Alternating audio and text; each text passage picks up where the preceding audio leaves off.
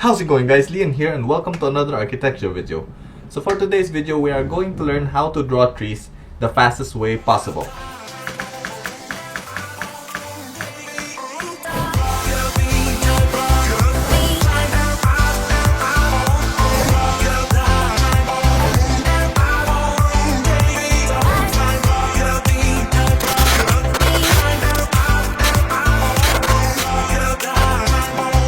So you guys might notice that my voice is a bit manlier than usual. You could thank the common cold for that one. I've been really sick this past couple of days, but I'm fine now.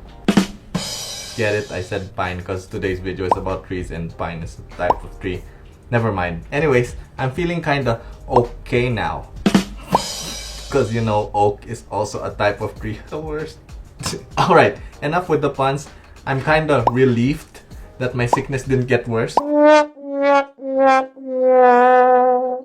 So, going back to the topic of drawing trees. This is one of the most essential drawing skills that you need to learn to survive architectural school. Because sometimes you come up with a very crappy 3D perspective, so now you have to compensate by drawing very awesome trees to hide the fact that your 3D perspective kinda sucked. But before we start drawing, we need to talk about the things you would need.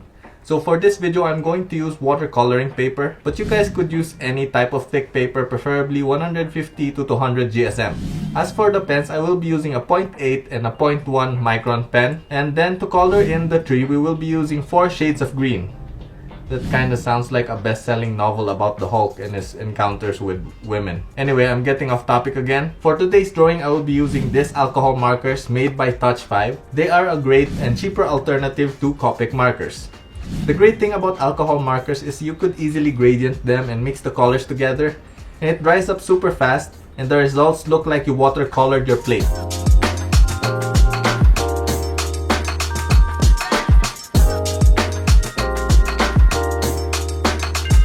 And the last thing you are going to need is a pencil, eraser, and a sharpener. Okay, let's get to drawing, guys. So first step is, we need to sketch the overall shape and size of the tree.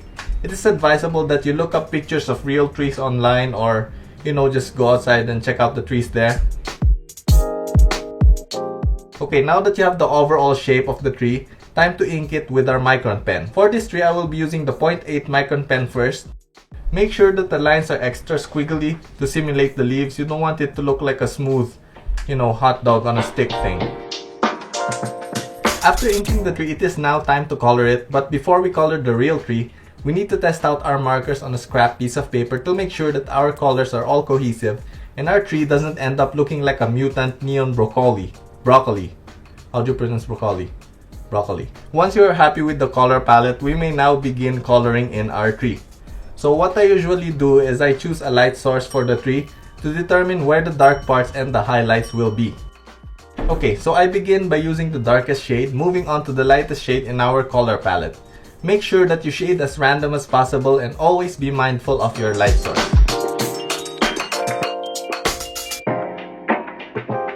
And lastly, we have to shade our tree trunk and we're done. If you're happy with the colors of your tree, we can now move on to adding the finishing details with our 0.1 micron pen.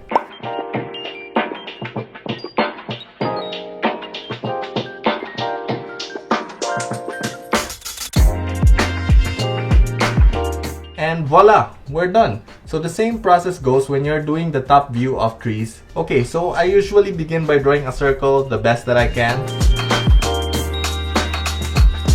I know it looks oblong, but let's just pretend it's a circle. After drawing the circle, I then proceed to drawing random branches that stretch out from the center of our circle. God dang it. After that, we now begin inking our tree. I usually ink out the outline with the lighter line weight, and I ink the branches with a thicker pen. Once that is done, we can now proceed with coloring the tree. And just like our tree elevation, I will begin with the darkest shade of green onto the lightest shade.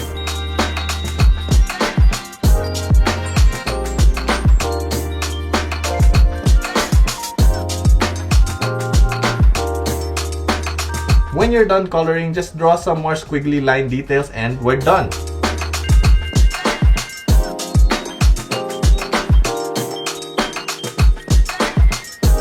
So the key to drawing trees lies in practice, guys. Before attempting to do this on your final plate, practice drawing a bunch of trees on some scrap paper and come up with your own color palette for your trees. I cannot emphasize this enough, guys. Practice, practice, practice.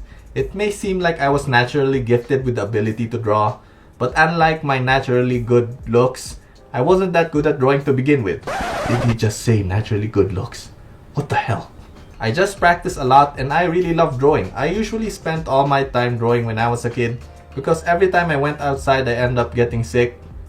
Looking back at it, I was actually a very sickly kid. I don't know why.